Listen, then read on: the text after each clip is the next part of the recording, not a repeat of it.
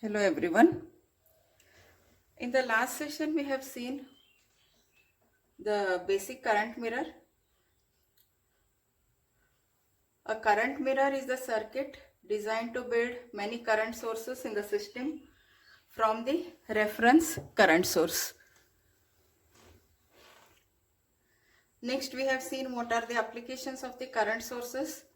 This is a current source and this current source can be constructed using the P transistor and the bias voltage. It is a current source that can be constructed using N transistor and the bias voltage. And through this also we have seen how the output current can be obtained, that we have written it as I out equal to half mu n Cox W by N R2 divided by R1 plus R2 into VDD minus VTH. VTH and mu n are temperature dependent parameters and I out is also depending upon the supply voltage. Therefore, we can say that I out cannot be properly defined through this equation and voltage divider method. And current reference generator, through this reference, once we have the reference generator, many current sources can be generated. How do we design this copy circuit? Once this copy circuit is designed, that can be copied into the many of the circuits or in many of the current sources. Basically, current mirror circuit is a current copying circuit. So for that we have written the equation of VGS of the M1 transistor, that can be written as F inverse ID, and when we solved the equation for I out, we got it as F inverse IREF into IREF. These two will cancel out and I out is same as IREF. When gate to source voltages of these two transistors are same and W by L ratios are these two are same, then I out is same as IREF. And also, neglecting the channel length modulation, we have derived this expression where we have IREF is equal to half mu n Cox W by L VGS minus VTH whole bracket square. Similarly for I out, when we take the ratio of I out by IREF, we got I out is equal to W by L of the second transistor divided by the first transistor into IREF. What do you mean by this expression? It means that the I out depends only on the aspect ratios of the transistor. It is not depending upon any of the process parameter or on the supply voltage. Therefore, we can say that this circuit can generate or can copy the currents properly without any temperature dependent parameters or supply dependent parameters. And also we have solved one problem. In this session we will see what are the cascade current mirrors. For the basic current mirror, we had neglected the channel length modulation. Now, if the channel length modulation is present, due to the channel length modulation, the current copying cannot be proper. Therefore, how to overcome that problem? How to overcome the effect of the channel length modulation?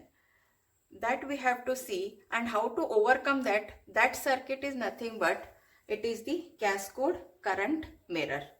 Now let us write the expression cascade current mirrors.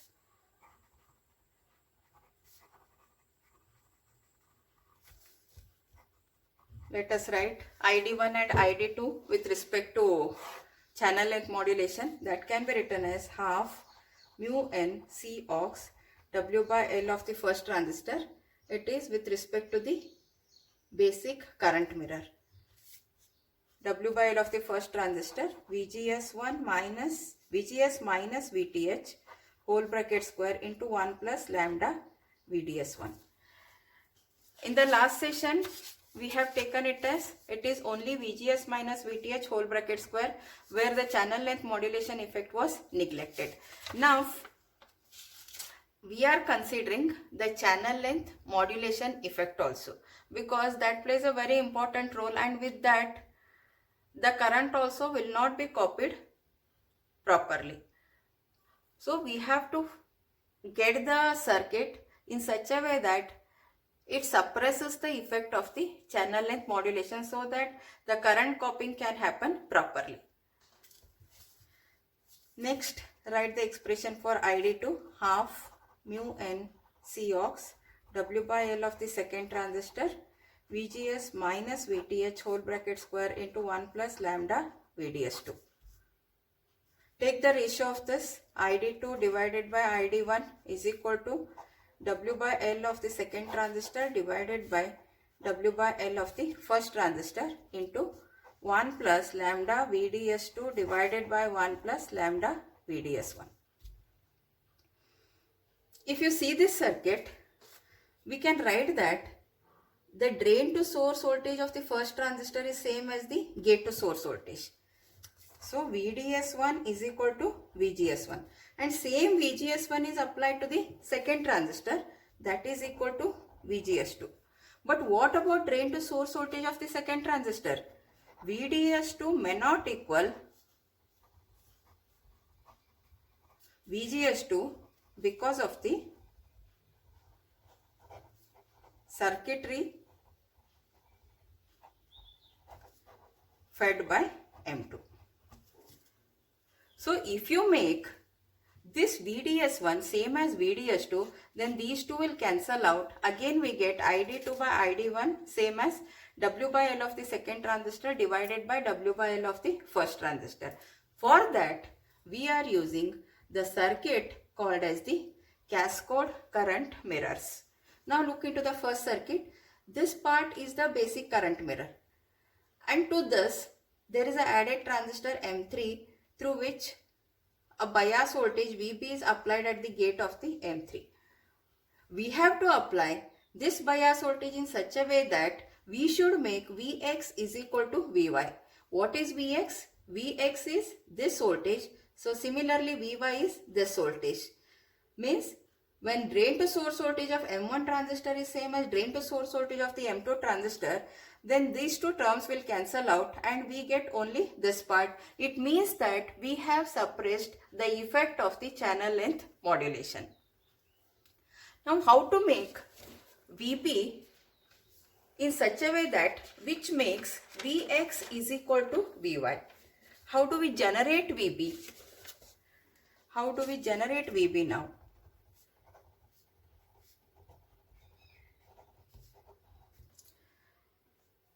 What we should have as Vb? Vb should make Vx is equal to Vy. Our requirement is Vx is equal to Vy. So for that we need to generate Vb. How do we generate Vb? Vb can be written as now Vb minus VGS3, Vb minus this gate to source voltage, VGS3 should be is equal to Vy, and Vy is nothing but it is equal to Vx. Therefore, it can be written as Vb minus VGS3 is equal to Vx. Therefore, Vb can be written as VGS3 plus Vx. Now, what do you mean by this? If you add a gate to source voltage to Vx, then Vb can be generated. Gate to source voltage, if it is added to Vx, we can generate Vb. For that, one more transistor M0 is introduced. When M0 is introduced, then what expression we get? It is VGS0, that is gate to source voltage of 0 transistor, and next plus VGS1. What is VGS1? VGS1 is nothing but it is a gate to source voltage of the first transistor, and it is nothing but it is equal to Vx. That is the same point Vx, gate to source voltage. So here it can be written as VGS0 plus Vx. It means that a gate to source voltage is added to Vx which can generate Vb. Therefore, this is a Vb point that has to be supplied through the transistor M3.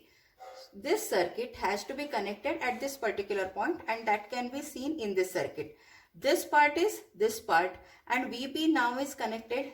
This gate is connected to M3, and this is the basic current mirror. It means that we have added gate to source voltage plus Vx to the point Vb. Then we have applied that part to the transistor M3, which can generate a proper bias voltage, which makes a voltage Vx is equal to Vy. When these two voltages are same, then we can suppress the channel length modulation effect. We can write that Vn is equal to, this is the end point, VGS0 plus Vx. I told you this is VGS0 plus VGS1, and this VGS1 is same as Vx. This is gate to source voltage of the first transistor, and this X point only here, and this is Vx. And now what is Vn? Vn is VGS0 plus Vx. Proper choice of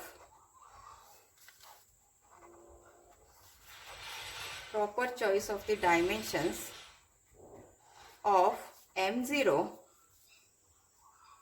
with respect to those of M3 is VGS0 is equal to VGS3. Now if we make these two dimensions properly, then we can get VGS0 is equal to VGS3. VGS0 is this, and we have to make VGS0 is equal to VGS3, and that has to be connected to the bias point, and that is shown in this particular figure. We have VGS0 plus Vx is equal to VGS3 plus Vy. So these two are same. This plus Vx is equal to VGS3 plus Vy. VGS3 is equal to VGS0 and Vx is equal to Vy. We can write W by L of the third transistor divided by W by L of the 0th transistor is equal to W by L of the second transistor divided by W by L of the first transistor. Now when we have Vx is equal to Vy, means that our channel length modulation effect is suppressed and the current copying can happen properly. Thus cascade mirrors are used when we consider when there is a presence of the channel length modulation effect. Let us solve one problem. See this problem. Read that problem. In the following figure, sketch Vx and Vy as a function of, it is not Vref, just make that correction, it is Iref. Make this correction please, Iref. If Iref requires 0.5 volts to operate as a current source, what is the maximum value? First, what we have to do, we have to sketch Vx and Vy as a function of Iref. How do we solve this? How do we plot a graph? We have to write the equation of the current with respect to Vx and Vy and see how the current varies with respect to Vx and Vy. Solution. Since M2 and M3 are properly ratioed,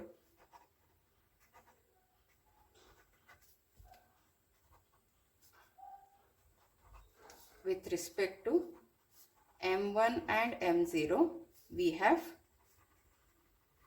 Vy is equal to Vx equal to square root of 2 Iref divided by mu n C ox W by L of the first transistor plus VTH1.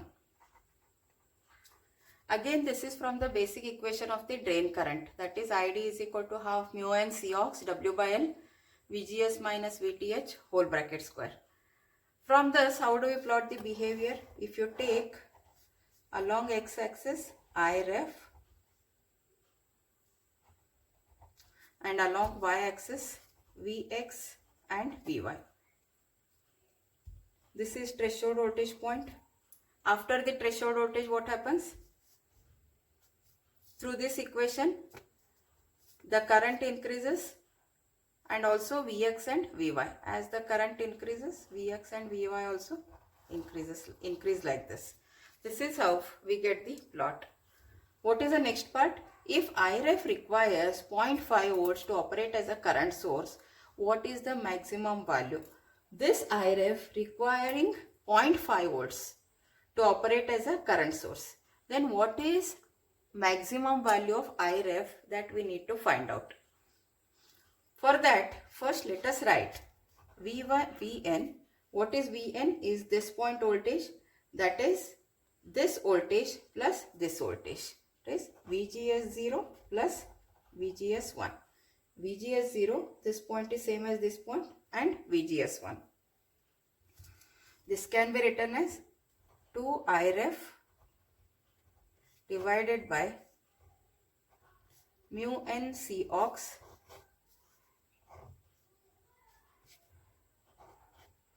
L by W of 0 transistor plus L by W of the first transistor plus VTH0 plus VTH1. Thus, now what we have to find out? We have to find out what is the maximum value of the Iref. For that, we apply KVL between this point and this point. VDD minus Vn voltage, that is this point voltage, will give you the voltage across Iref. That can be written as now VDD minus Vn. Vn is voltage between this point to this point, 2 Iref divided by mu n C ox into bracket L by W of 0 transistor plus L by W of the first transistor minus VTH0 minus VTH1. It is equal to what? How much voltage is required by Iref? It is 0.5 volts. That is equal to 0.5 volts. From this expression, Iref max, if you solve this for Iref, that will be Iref max, that you will get it as mu n C ox divided by 2 into bracket VDD minus 0.5 volts minus VTH0 minus VTH1 whole bracket square divided by square root of L by W of 0 transistor plus square root of L by W of the first transistor and whole bracket square. This is how we can find out Iref max.